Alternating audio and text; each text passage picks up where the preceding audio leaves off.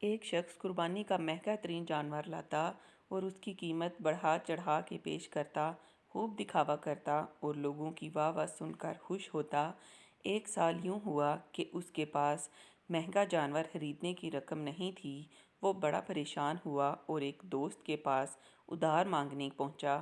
دوست نے کہا، میں پیسے تجھے ادھار نہیں بلکہ ہدیہ کر دوں گا، لیکن میری ایک شرط ہے، اور شرط یہ ہے کہ تم مجھ سے اپنے محلے میں بھرے مجمع کے سامنے پیسے مانگ، میں وہیں سب کے سامنے دے دوں گا۔